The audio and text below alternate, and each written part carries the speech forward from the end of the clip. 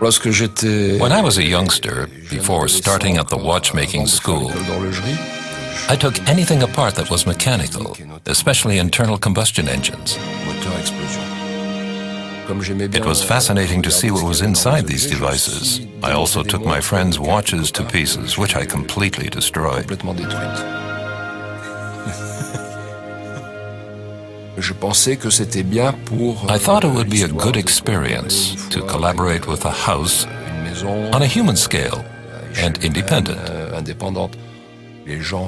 People who obtained this opus received for the first time the combination of the artistry of an ultimate jeweler and the finest in watchmaking.